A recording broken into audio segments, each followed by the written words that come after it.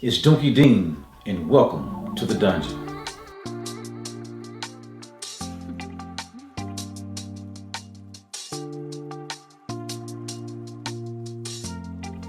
What up, y'all? It's Chante Taylor. You can find me at Facebook, Chante Taylor. You can find me on Instagram, Dope Girl Face, and then you can find me on TikTok, the Billionaire Lady Barber.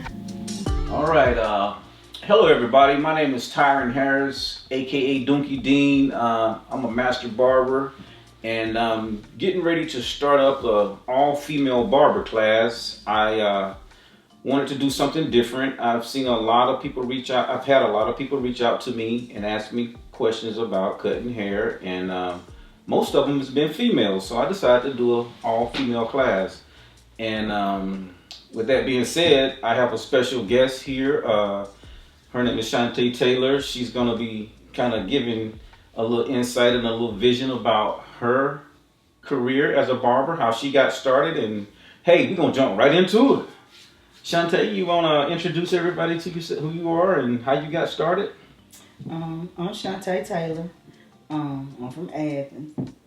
I actually started cutting hair when I was younger. Right.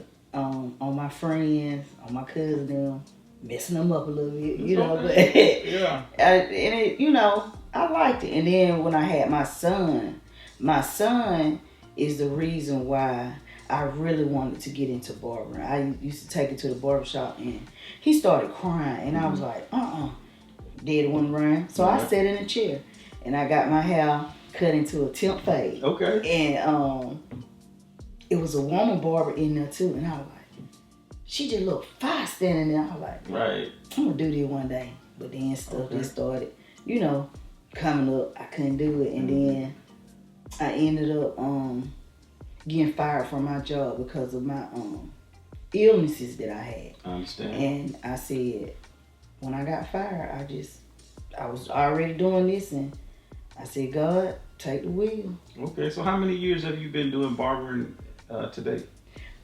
Actually, like working in the shop. Yeah. Since 2017. Okay. That's a good, nice little stint. Yeah. Okay, and you do like what you do? Oh, I love it. I love it. I love it. I see the expression on your face when I ask you the question. I love it. You gotta love what you do to get the best out of what you do. Yes. I do know that. So, with that being said, you said you've been a barber since 2017, right? Mm-hmm. Okay, and what motivates you as an entrepreneur and a barber to keep going? Not having to clock in and out of somebody else's job. All right. My motivation comes in that I want to be a billionaire. Right. Like I want to be a billionaire. Right. And sometimes I look at how I'm gonna be a billionaire, but cutting that hair, I'm a billionaire. Right. And with that being said, my next question is, when you say a billionaire, you don't just necessarily mean, it don't necessarily have to mean money. It can just be other things, just your vision, your goals, your freedom. You know what I'm saying? All those things. So you want to harp on freedom is number one. Right. And like I'm gonna just say, it's in my heart. Absolutely. Like you said, it's not about the money. It's in my heart, because you can have all the money in the world and not be happy. Absolutely. So, like I said, it's in my heart, and I'm happy with what I do.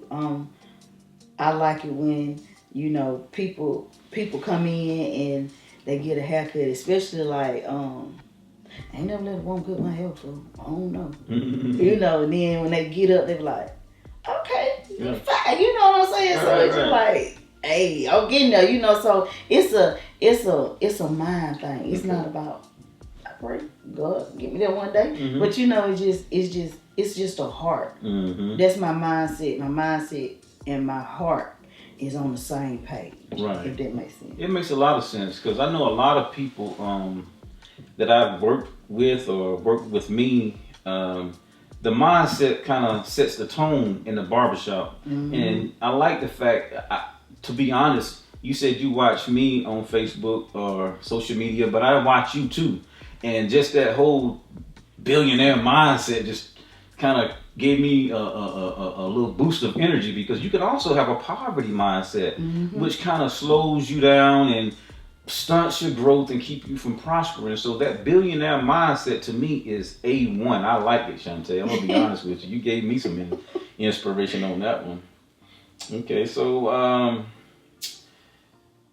the next question I have for you is, how do you balance the freedom of being your own boss? I mean, because you get a lot of free time, and there are times where people say, well, you work for yourself, but honestly, you got to work a little bit harder when you work for yourself. You do. It's I balance it with patience. I understand. You have to be patient. Right. You have to be patient in this. Mm-hmm. But it's really not. It's not that hard. Mm-hmm. But it's kind of hard at the same time, because it takes a little discipline. Yeah. Yes. Yeah. Yeah. Because I noticed that some of the younger guys that's worked for me in over the years, they get money every day versus waiting all week on a Friday or every 2 weeks to get paid. So when you get like $200-300 in a day, and you be like, man, I made this today, and you go out there and spend it, and then you know what I'm saying, tomorrow might be slow. Ooh, that was my downfall at first. I was getting that money every day, and I was just spending it. Right. Then the next week, I don't have any customers. Mm-hmm. So you got to know how to balance your money. You got to have that. Right. You got to have that mindset. Right. A financial mindset. Absolutely. So if you don't have that, but it's a good thing. You know, you can. Mm-hmm. I'm like, dang, I can do this in one day. Yeah. So I do know that in like everything, there's seasons that are better than others. So I want to let the people know, and I want you to kind of, give your insight on understanding the seasons with barbers, because there are going to be some young people out there that's going to be trying to learn how to cut. Female barbers, whether they're male barbers or female barbers, but they got to understand that, like, hey, I got to kind of like, there's a season to just advertise and market, and there's a season to just get the money, because you got like Christmas, the holidays, back to school, which we just, experienced. Kids going back to school, we always know that's a big hit, and just kind of knowing the months that are going to do good versus the months that I got to kind of, improvise, and I may have to do other things to make up for those slow months. You see where I'm going with that, Chante? Mm-hmm. Yeah. With that, I have another business. Okay. So that'll balance me with that. When I have my slow months, my slow weeks, I have other things that I can do. Absolutely. So it's, some people are just blessed to where they don't have to do anything else. Mm-hmm. You know what I'm saying? I just pray I'm get there one day. But as for me, I have other things, so it's hard sometimes. It's just like, all I can say is when I first started, one person send him a chair. Next week, one person send him a chair. So it's just like, don't give up on give up on that. It's slow. Right. Just because you in a barbershop don't mean everybody gonna come and sit in your chair. Absolutely. And especially with it being a female, like and watch. And even on some of those slow days when the big holidays come along, like the 4th of July, like back to school again cuts and things like that, Christmas holidays and stuff like that, it kind of makes up, and you'd be surprised, but you'd be like, wow, yeah, I caught back up from them slow days. So it got its twists and turns. I don't want to just give all the good points. I want people to know the full details about barbering, the good, the bad, and the ugly. So okay, but moving along, the importance of sterilizing your equipment. And I know for a fact that women are a lot more neater and cleaner than men. And when I do this class, I want you to come in as a special guest and give a demonstration of the importance of sterilization and making sure your equipment is clean. Yes, because bacteria. Mm-hmm. Like, you have people come in and sit down in your chair, Right. and they get up, somebody else sit down. You don't know what people been doing before they, Right. you know, everybody just ain't clean. Mm-hmm. You know what I'm saying? Everybody don't like to wash their hands. Right. You know, you come in and you have somebody with a, you know, sweaty head. Not saying that it's dirty, but it's sweaty, but you know, still. And you passing that on. Yeah, so you have to especially make with COVID, sure. this getting over COVID and having to wipe everything down. Wipe everything. Yeah. Everything down. Like, soon as they get up, you know, some people look at me like, no. As soon as they get up, I'm gonna wipe down that chair, I'm gonna spray down that chair, you know what I'm saying? Because this my business. You know what I'm saying? This my livelihood. And it you know says what I'm a saying? lot. So, yeah. It says a lot without saying nothing. Because my thing I love to do, and it's state board regulated, is I cannot stand in a whole bunch of house. I have to sweep up after each cut. There's just something about it. Yeah. And it's slippery too, you know, and then it ain't even about, you know, getting it off the floor. Like, it's a hazard too. Mm-hmm. You know, because I done seen what almost happened to me, you know. Right. Left some hair on the floor and I almost slipped. Depends on what kind of shoes you got on. Right. You know, what kind of, so yeah. It's bacteria is one for me. Like, wash them brushes, wash them combs, wash them. Right. And a lot of people need to know that, because a lot of people just, you know, you can get into a rush and you can forget to do things, and you're just trying to get this person out the chair to Your get clippers to the next. too. Right. Your clippers too. Keep them clippers clean, because if you think about it, when you cleaning your clippers and you brush them, all that hair that you don't see, it's coming out. Up. So yeah, you need to Mm-hmm. make sure your tools clean too. Amen. I get it. Okay, so Chante, my next question for you is your biggest inspiration and support person throughout your entrepreneurship. Justin. That's all right. I'm gonna say Justin. That's all right. Justin, because Justin sat in my chair. When he sat in my chair. But nobody sat in your chair. Yeah. Sometimes I go back so and he look weathered at the storm with I can look at some of your own haircuts and be like, man.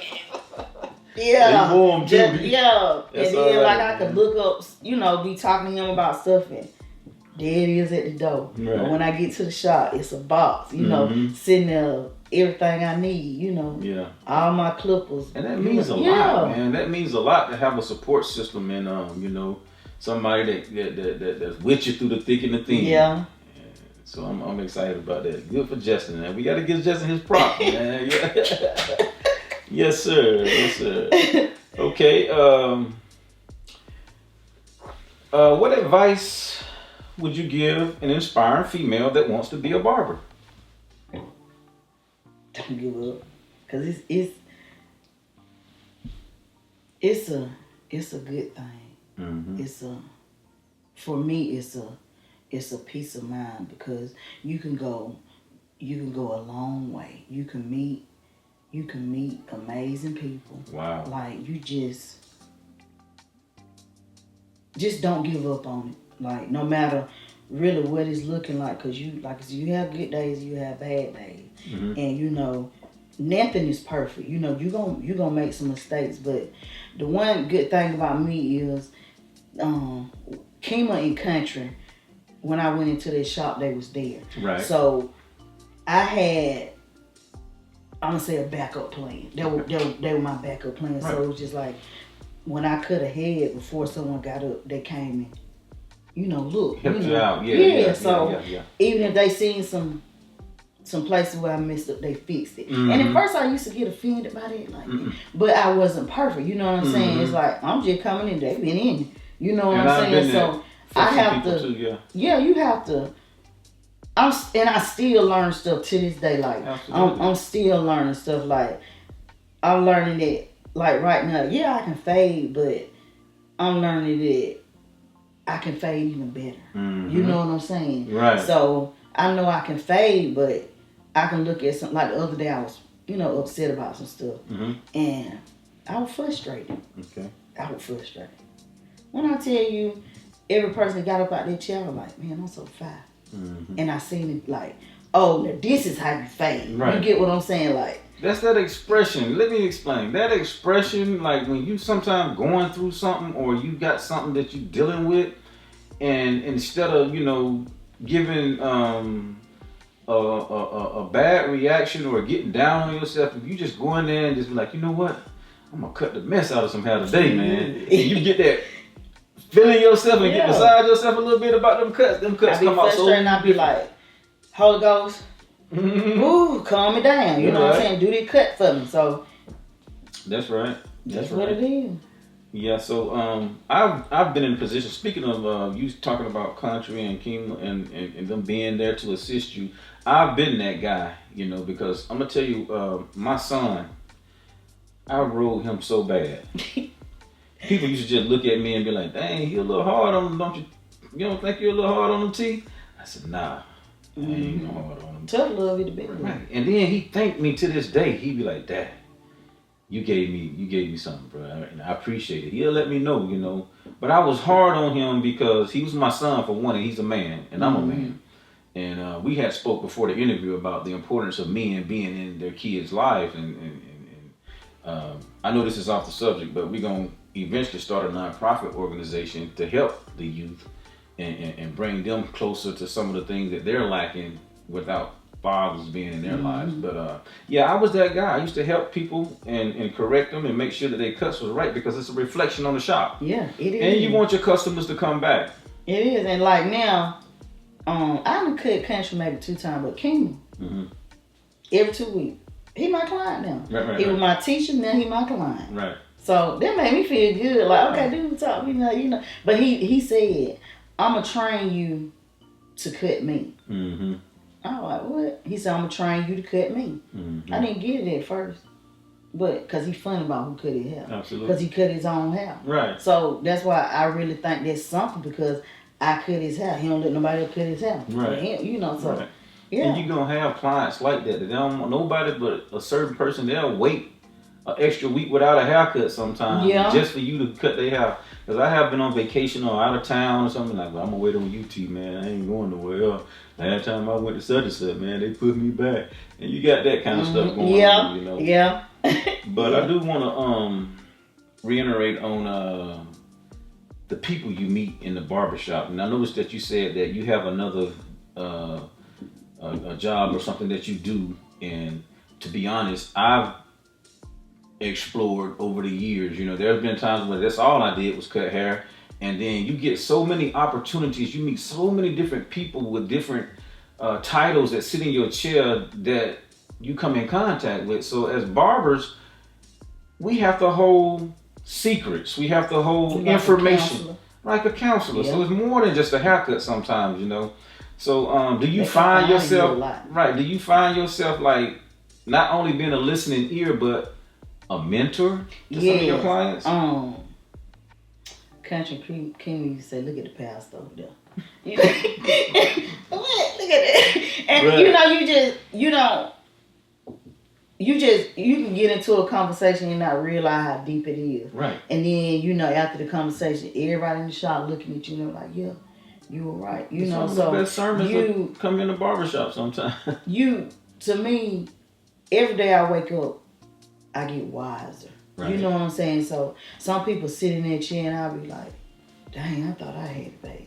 You know what I'm saying? But then when they get up out their chair, just thank you. You know what I'm saying? Sometimes I just can't. I ain't really want no haircut. I just wanted to talk to you. Right. So that's something too. And people going through, especially nowadays in time. Sometimes they just want you to listen. That's all. Because I done been there where I want to talk to somebody. I really don't even need you saying that back. Just listen to what I got to say. Right. And So I found out that a lot of, because I cut a lot of guys' hair, and I found out that a lot of men don't like to go to the doctor, but they'll go get their hair cut. And so even in my classes, I'm gonna harp a little bit about the barber surgeon. We are sort of like doctors, and we sometimes have to treat our profession as if we were, because you got to think about it. We got tools that we use. We got to keep them sterilized, and we dealing with different bodily fluids, and we dealing with different people, different textures of hair, And so we definitely have to kind of be mindful of how we carry ourselves outside of the shop because we got people depending on us. So the importance of where I'm going with this question is the importance of taking care of ourselves so we can better take care of our clients. And that's being health conscious. You know what I'm saying? Making sure that we. That's another reason why I love what I do, because I can take care of myself better. What I mean by that is I've worked since I was 16 years old, in and out of somebody's job. And then it goes back to me getting fired because of my health issues. I used to go up in a job 6 days a week. When I say dragging, like dragging my leg, limping, like, you know, some days I couldn't get up. And since I've been here, I still have my ailments, but they're not as bad. Absolutely. Because I make my own schedule, you know what I'm saying? So it's one of them, and that's a good thing. You know how when you call out, you got to hear that stuff in that day. So I can call and Clyde and be like, I am not feeling good today. Can I get you another time? Absolutely. I don't have to worry about it. Right. You know what I'm saying? So it's a good thing of being your own boss. Being your own boss. And then most of the time when you got the clients that I have, they understand it because I already tell them, you know, a little bit about what's going on with me. So just bear with me. So when I come, be like, I can't come in today. Oh, they're fine. Take care of yourself. Do what they say. Absolutely. Take care of yourself. And that's a good thing, you know. And I just want to speak to the people about how barbering changed my life. I was working a full-time job at Carrier Transco out on Olympic Drive in Athens, and I was cutting hair on the weekends at the flea market, you know, at the J&J flea market. And then the worst thing I did was kind of let some of the staff or the supervisor know I'd be cutting hair on Saturday, so they started scheduling me overtime, interfering with my little barbershop money on the weekend. So now I find myself working on Saturdays and 6 days a week at this job, you know what I'm saying? Getting paid at the time, maybe $16, maybe $15 an hour, which is, you know, I was grateful for it. I got my discipline from working in those plants when I started opening up my own barbershop. That's where my discipline came from, working for somebody else and being an entrepreneur. So what changed me though, Chante, the math. I'm not a mathematical genius, but when I saw that I can go in 2 days and get what I was going 5 and 6 days to get. That's right. It changed my life. Right. I was like, wow. You know, so it's a like you said, it's a lucrative business. It's definitely a fun business, but you gotta be disciplined with your money. You can't just go out there and spend it all because you made it, because it might not be the same the next day. But at the same time, right, the freedom of being your own boss is the luxury behind the whole thing, you know? Yeah, because I remember a couple times, like, I don't work, like, in one day, I'm like, dang, I make this much money. And this is half of my check. You know what I'm saying? That, like you said, working 5 and 6 days. Oh, dude, did what I'm at. Did what I'm staying. Right. Thank you, Lord. Exactly. Okay, so, what about your social media, your website? How can the people get in touch with Chante Taylor? I'm on Facebook, okay, Instagram, and TikTok. What's your IG? What is my IG? It's okay.